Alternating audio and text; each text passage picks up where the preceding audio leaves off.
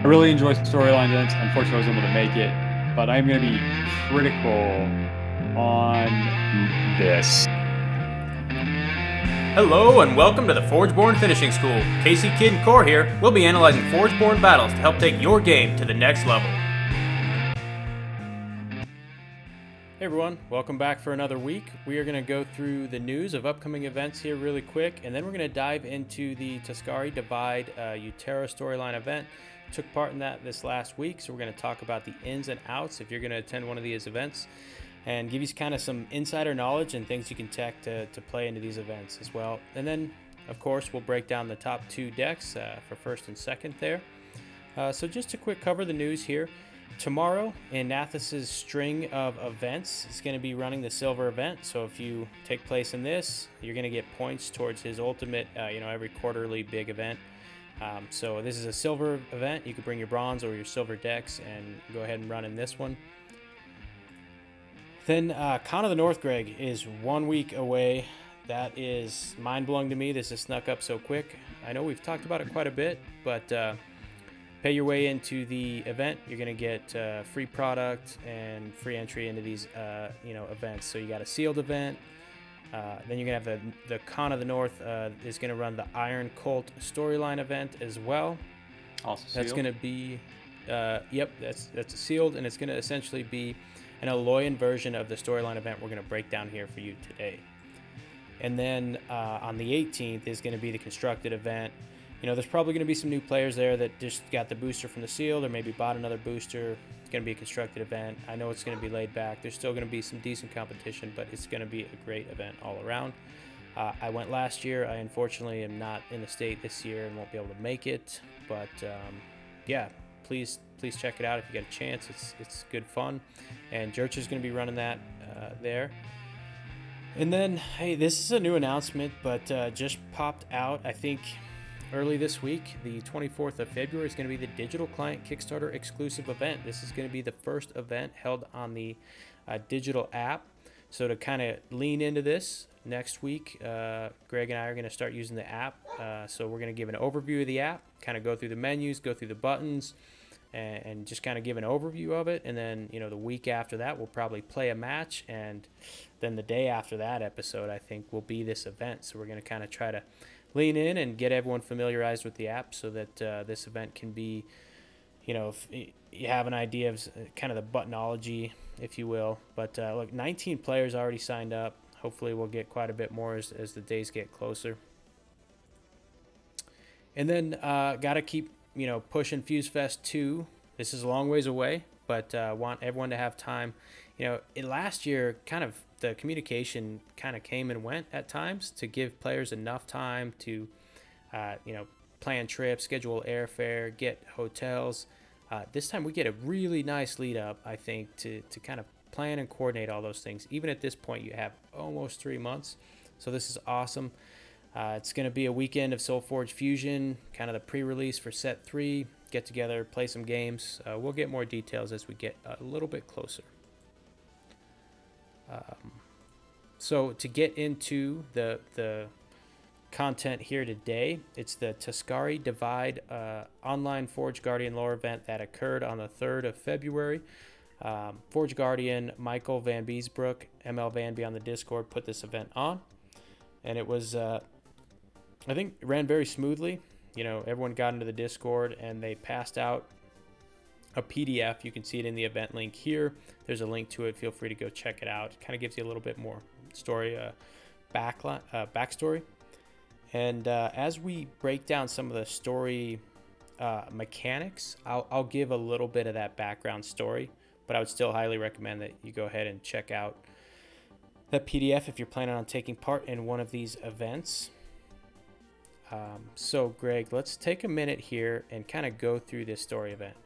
So this story event, it wasn't every round the mechanics changed, like I think we've been used to for the majority of the story events that we've taken part in over the last year plus. What happened is when you entered the tournament, you had to bring a Utera deck, and you were provided with kind of a rough breakdown of each faction of Utera where there was a potential splinter or some strife. And you had to choose your leader. Okay, so on one side you had the Path of Tala, and now we have the card up here. So Tala is the leader of the path, and in my mind, I kind of think of them as the new up-and-coming generation. You know, for slang words, I would call them the New Agers, breaking the mold, new ideas, want to pursue different sources of power. And if that's what you stood for, then you should choose Tala. And be honest, most of us, when we sit down an event like this, we're thinking, this is the deck I brought. Which one of these factions is going to play to my strengths? So that's definitely a part of it too. But the storyline is kind of a nice little back part. You know, so if you try to always buck the trends, you know, Tala might be the one for you. Which of the Tuskari people is kind of the more elephantine, I would say, your normal elephantine type people.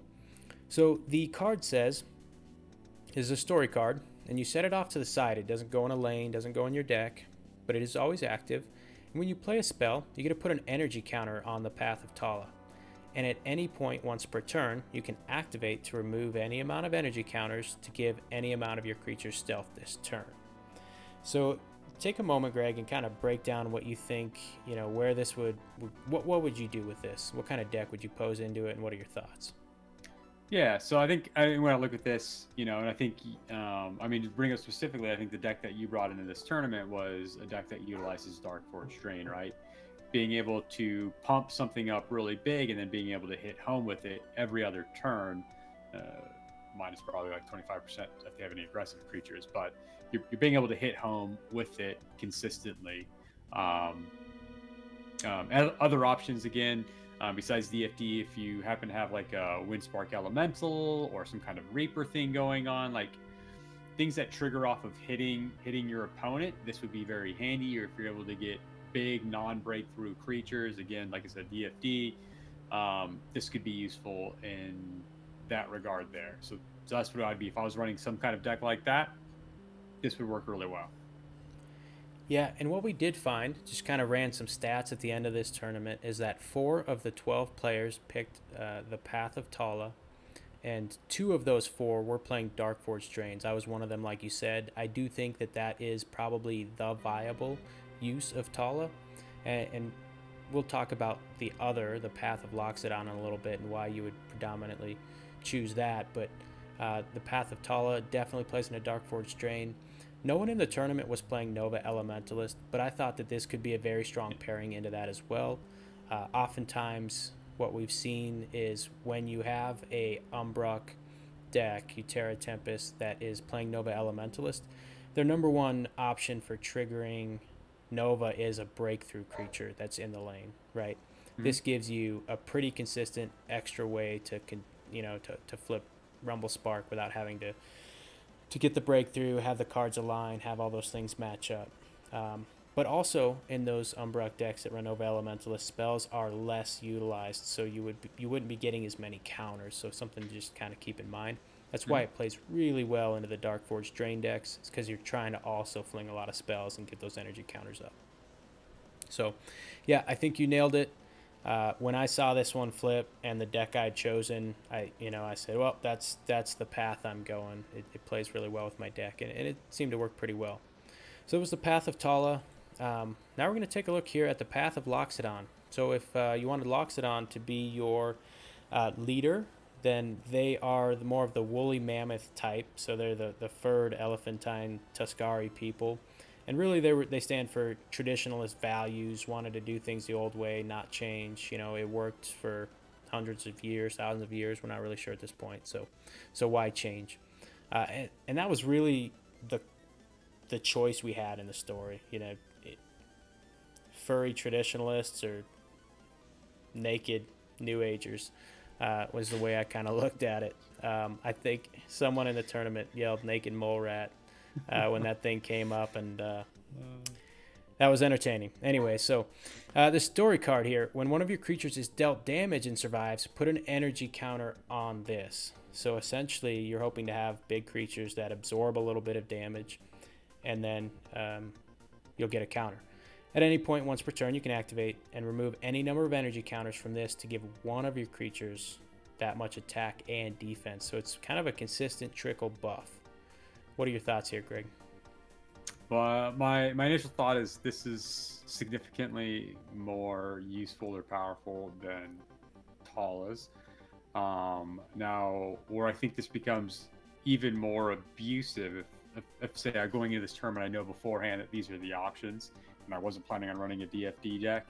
I'd be looking at like Furious Shardback with pingers such as Nagaroth Commander, Thunder Stomper, cards like Thundersaur works really well, Mongosaur, Rex, right? Dinosaur deck would work really well. Any of the pingers that you could target yourself could allow you to shift. Basically, you put a damage on one creature to shift attack and damage and give positive health onto another creature, right? Mm-hmm. I think the biggest, again, like you're looking at Rex, Furious Shardback, and then even without those, anything with Breakthrough can become a monster with this. And I think this can also kind of cancel out Tala in some regards. If you got a creature big enough, you could take the initial hit. You could have a creature ready there on the next phase, or aggressive creature to go in there and activate it and pump up to take out as well. So I think it has counterplay against the Tala, and I think you get more consistency. And so again, those are kind of the things that I would be looking at with this specific Path of the Loxodon. Yeah, and I think you kind of said it there. And the way I phrased it in my own mind as soon as I saw this card is that this is the more consistently powerful option. Because throughout the course of the game, your creatures are going to take damage. Generally, they survive. And one thing I've liked to always kind of say about this game is that once I think you get to the next level of strategy, you start to realize that Solforge Fusion can be a game of inches. You know, just like any given Sunday, there's oftentimes those moments in games where a creature is left at 1 health because you don't have the answer to fully match exactly what you need. And those can make huge moments in the game where now instead of me answering your 1 card with 1 card, I have to devote 2 cards to answering your 1 card. And that's how you build up action momentum in the game. And this gives you the ability to provide that overmatch consistently across rounds in any given game. And so, you know, I built an entire deck around that, and I call it the Umbruckian Sling Down. It's one that I've had a lot of fun with for a long time, but it's got enough cards in it that give a small stat increase that I consistently will have that card in my hand when the moment comes up to keep a creature alive longer than it should and make it provide more effect. That was the premise of the deck, and this card is doing it better and on the side every turn. So yeah. Another one that works really well in this is Warrior Synergy. Oh, I did not think... That could be huge too. Yeah. I didn't think of that before. That's a very good one. With the Pack Master, every time, you know, the Uteran Pack Master, every time one of your creatures is damaged, they get additional attack, puts a counter on the Path of Loxodon, flip that back onto where you need it to either increase their health or keep your Pack Master on the board. Rolling with Captain, even then you get some Rallying in there. Yeah, it could be pretty powerful. I do like how you mentioned Utera Rex. That was also my very first consideration. So, you know, for newer players, the Uteran Rex says every time a dinosaur comes on the board, they can get stats, additional stats, and then they get to battle an enemy creature. So when you battle an enemy creature with, say, your 4/6 Uterodon Mauler, you can remove an enemy creature, and now you're down to, let's say, a 4/2, and you have a creature that has survived.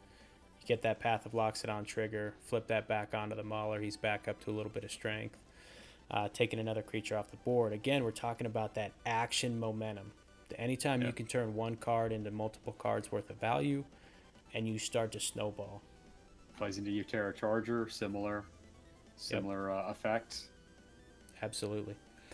So I think we're kind of both on the agreement that if you wanted to absolutely maximize effect and you knew you were going into this event and you knew both of these cards, there's probably viable options to do so. You could do Dark Forge Drain with Tala, or there's many other types of decks that really work well with Loxodon. And so I think if you're a newer player, we're kind of saying err on the side of Loxodon. That's going to be your most consistently powerful option. Yeah, and even if you're running DFD, you could still, if you have a very heavy breakthrough DFD deck, Loxodon is a very consistent option in that. So, right, can't go wrong with this Loxodon choice. It's just that consistently good. We keep using the word consistent, but that's what this does for you. Provides value turn in, turn out. And so now we've talked about, I think, strategically how to use these cards, or and when I say strategically, just for the audience, for you, for me, I mean the things we choose before we get to the game, right? And then we talked about it tactically, like what do we do in the game? What kind of choices do I do inside of the game to make choice? And that's how I break up tactically and strategically in this game. So we've broken those facets down.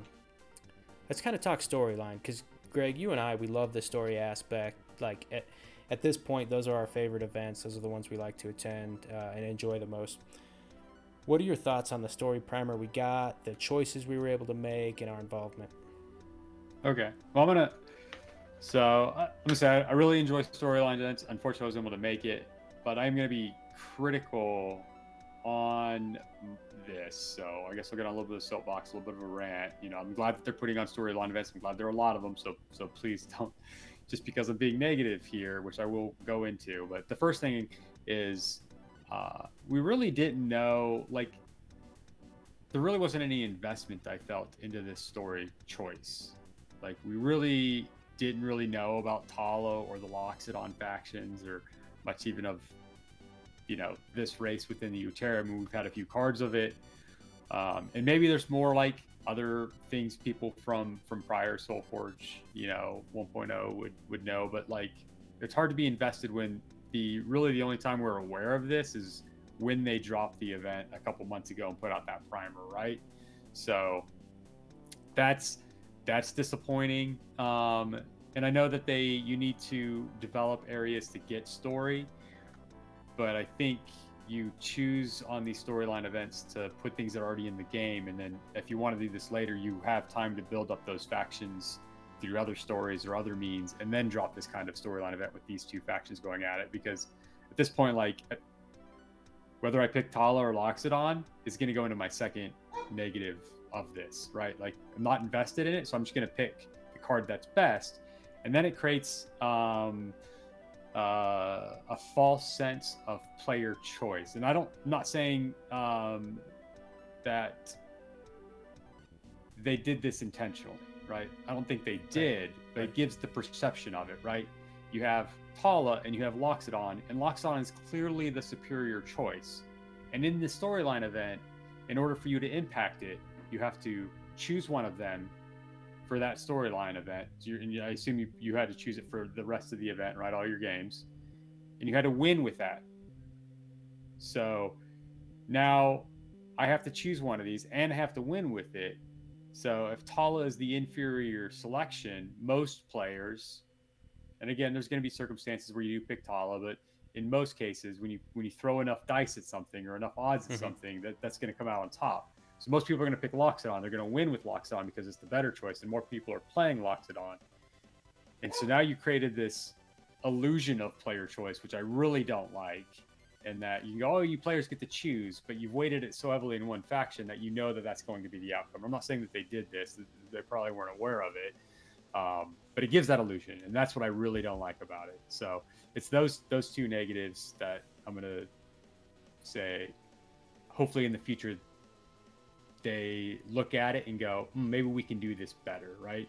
Let's get these storylines that give people incentives or investment in it, right? Like, I think people are invested in Cersei and Nyx's storyline, right? Like, people who know those characters, they get invested in them. They prefer one over the other potentially. Like, they like the storyline direction, and then when if they do those right, creating a way that's player choice is not determined by advantages in the card game like this. And I know it's hard to get away with. Like, again, I'm gonna go back to L5R.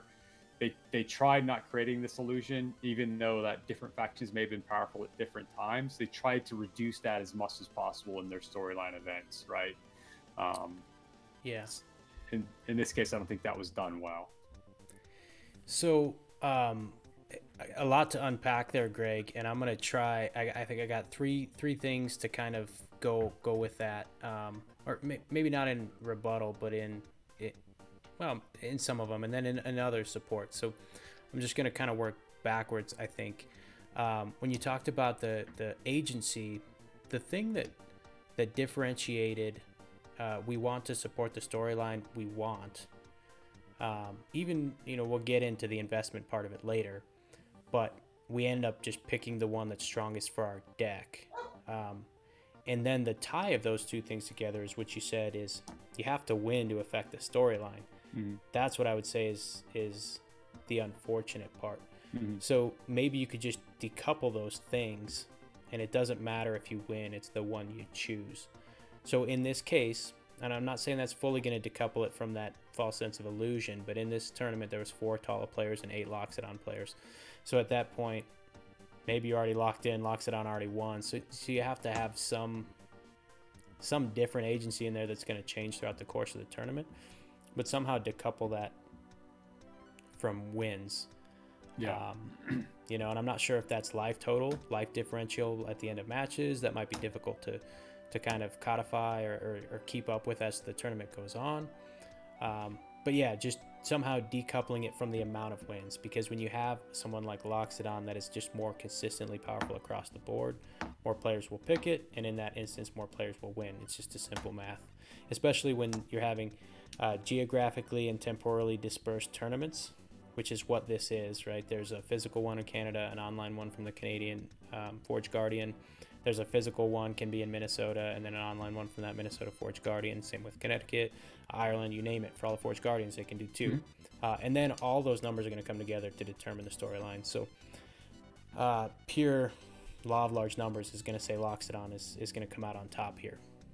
And then another thing, on to my second point, I do want to say Michael gave players the opportunity to change their card from round to round to round, which I really did enjoy, right? Because I didn't change, but if a new player were to pick one and then feel that they had made a mistake after the first round, it feels bad to not be able to change. Yeah, that's good. So giving that to players, kudos to Stoneblade, to Michael, the Forge Guardian, to just give that agency, why not? I'm very glad they weren't really rigid there. And then to go to the investment piece, so this is my third and final point. I'm glad I remembered them all. This is a difficult task for me, but if all of the deck story things throughout the history of the game, right, there've been a lot of pieces of lore attached to decks that have nice, fun little stories, and we read them all the last time we did the lore event. I don't remember any of them mentioning Loxodon or Tala, right? Those are places where you could have looked back and pulled a character that was created out of there and made those one of the choices. Or those are places where over the time of the story, you start implanting these seeds that can then be later used for these events, so that at least we can look back over time and have some place to find some investment to see what Loxodon did, what deck was it attached to, did it, what event did it support, those kinds of things, just to add little bits and nuggets for us to find some level of investment. And then the last thing outside of the deck lore is, this would be a lot of work. But this is kind of a Ryan's wish list. If we could get even a quarterly lore chunk that just comes out once every 3 months, the lore advances a tiny bit, disassociated from all the storyline events, right? Because typically we have a big storyline event and the story chunks forward. But these quarterly ones could be all of these background characters that are supporting the Forgeborns that don't really progress the story, but you learn a little bit deeper, right? That's what I think the deck lore does, and I just feel like that is in itself typically tied to storyline events. And I would love to see like a quarterly basis where we just kind of get some of those background characters and learn a little bit more. Yeah, you bring up some really good some points, and thanks for calling out that they were able to switch. That's really good to hear. And again, I'm going back to like L5R, their storylines. They used to put out like weekly short stories, and some of them were long, some of them weren't. But like you're able to get consistent evolution of the story that way, or new factions, because you got a lot of things in there. So I like that idea, having, you know, a weekly or monthly or quarterly. I mean, I'd probably like to see monthly would be great. Quarterly might be too long, unless you put out quite a bit each quarter, something more significant. That would be awesome. And then going back to your first point, kind of decoupling it, I think an option could be similar to how they have every round kind of thing. You kind of go into the tournament and you choose who you, so like, I like having it associated with winning somewhat.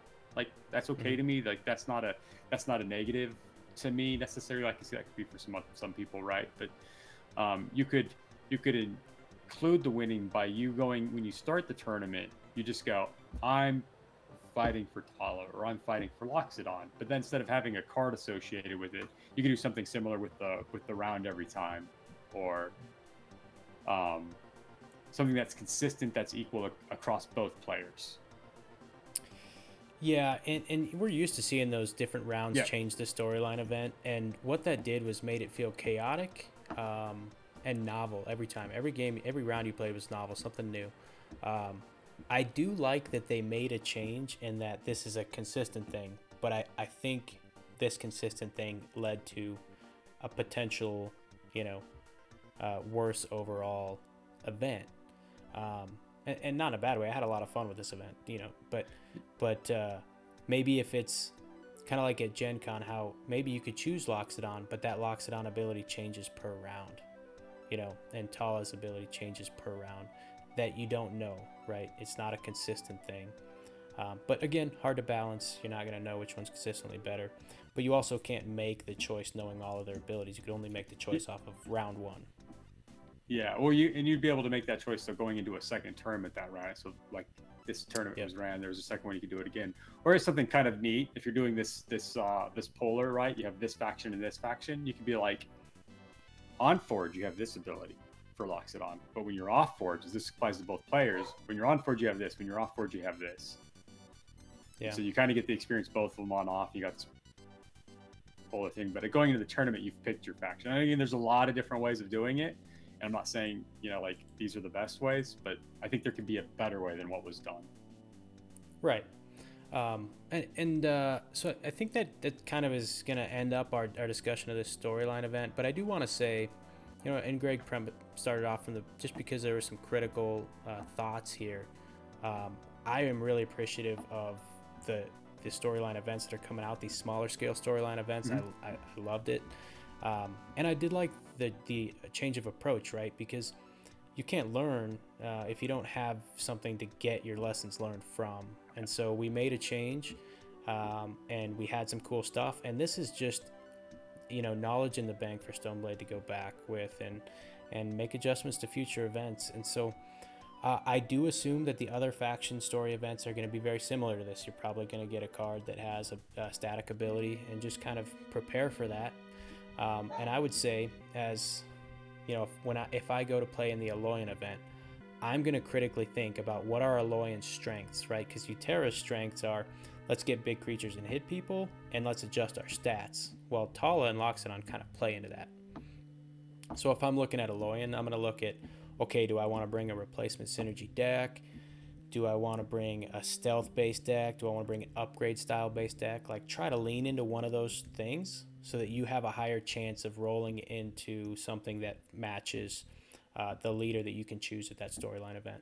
So just a kind of a thought if you're going to go into some of the other storyline events on how to potentially prepare strategically. Nice. Okay, so now we're going to jump over, and we are going to look at the top 2 decks for this event and do a quick breakdown, because that's what we do here on the Forgeborn Finishing School. Like to learn from the best players out there.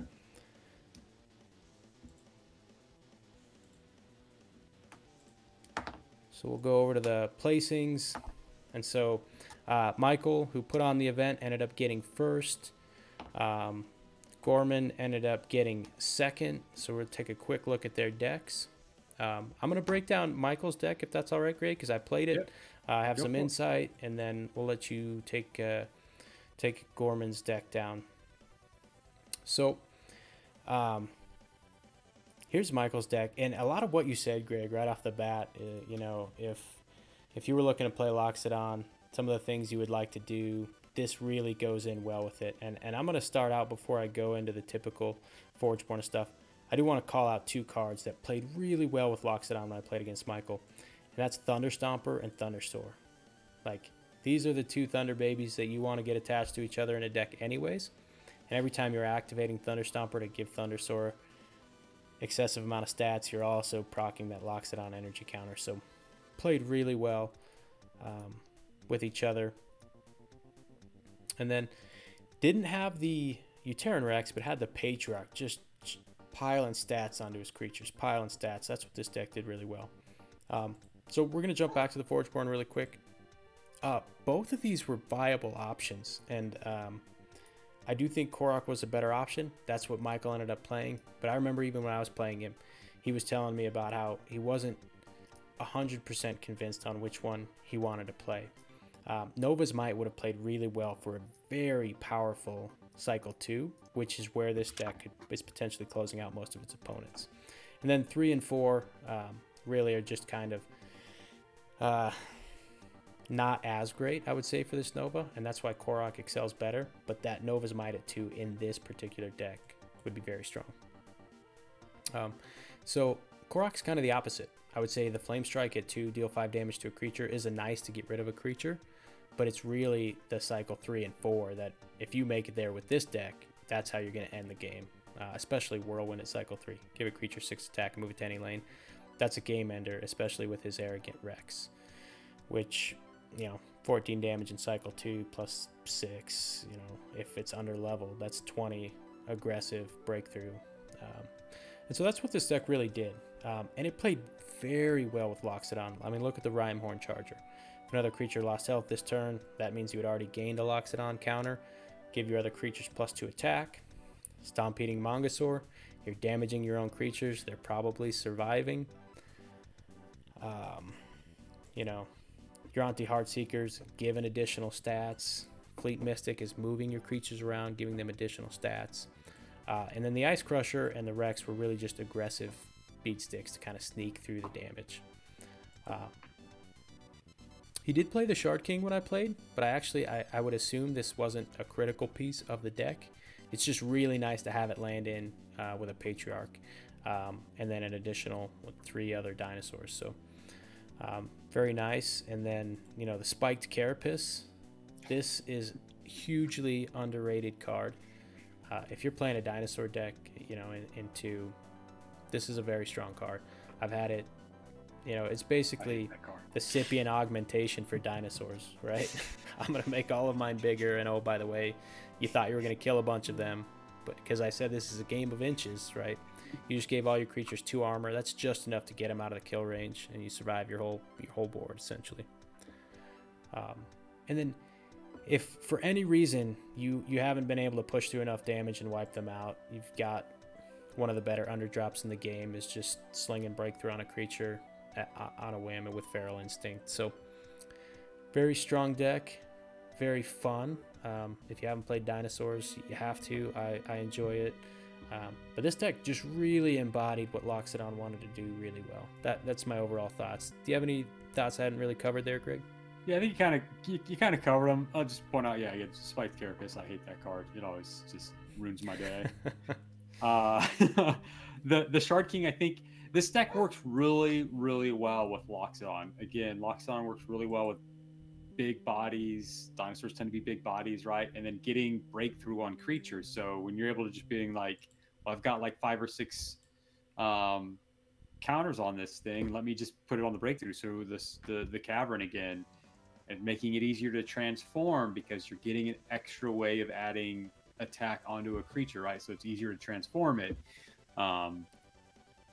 Your Anti-Heartseeker at level 3 benefits a lot from Loxodon. So you're seeing these things that benefit from Loxodon in the late game, if you need that extra edge, right? So I really like those 2 cards late game in a Loxodon deck. Yeah, and I do love how you bring up the Heartseeker and the Shard King. This is probably the match made in heaven dream that doesn't ever actually hit the table. But if you hit the level 3 your Anti-Heartseeker and the level 3 Shard King on the board, or even the level 2, You activate the Heartseeker, give all your creatures additional attack. All of a sudden, they get breakthrough, and then you activate the Shard King to give all your creatures with breakthrough additional attack. Yeah, that would be nasty. Okay, so that was Michael's deck. Took first. I played against him. He's a phenomenal player. We had a really fun match, and so that's his deck. You want to kind of break down Gorman's for us, Greg? Yeah, and I think Gorman. I think in this tournament, right, it was only 3 rounds, and both of them went undefeated. So I think it was just strength of schedule that split them apart. Is that fair to say? Oh, that's a good point. Thank you for bringing that up. They were going to schedule a match after, so we should kind of just break that down really quick. And so they haven't yet scheduled that, actually. Okay. So we're breaking down the top 2 decks. We don't know who went first and second. It's a good clarification. So looking over these here, you got Nova and you got Nyx. Looking over them, I don't know which one he chose. I think they both can work well. I think Nova is the better call here, with Nova's Might. And then I think it also has, with the Nova's Touch, can be a game ender, whereas Nikai's Soul Rip is not necessarily a game ender. So I think Nova's more consistent, and it gives you that home run hit in the late game if you need it. The deck is just filled with a lot of good, solid cards. I don't think there's necessarily a card that's just going to end necessarily matches. Besides, your Terra Charger can always open up lanes to end a thing, but you're not seeing that big home run threat, and that's because it's just consistently good across the board. It is using stealth. You got the Camouflage Hunter and the Camouflage Ravager, so again, you got things that can hit home. Leyline Vermin's good for controlling the board. Batterhide's good for controlling the board. Stegodon's a big body giving you health. Swamp Moss Lurker, which compare into the Shambling Spectre and the Vampiric, along with the Viric. So you have these options, and then it's just got good board control. So you got these big bodies, you got these efficient plays, and then on top of that, you got Lycian Rain and Summoning Council and Circe's Call help you control the board, play wide if you need to, and prevent damage. So, yeah, that's what I got on it. You got Zixian Dreadmaw in there too that can kind of get big and hit home as well. And I assume he's using I assume he's using the Loxodon on this. So I think you mentioned only 4 were using Tale and 2 were DFD, and 2 didn't get any victories. So that would leave Gorman as playing Loxodon, and so that plays into this deck well, keeping the Shambling creature alive if he needs to, or the Blight Witch that he needs to on key plays. Yeah. If somebody tries to do it, he can be like, no, I got to keep it one more turn, which can be huge. Like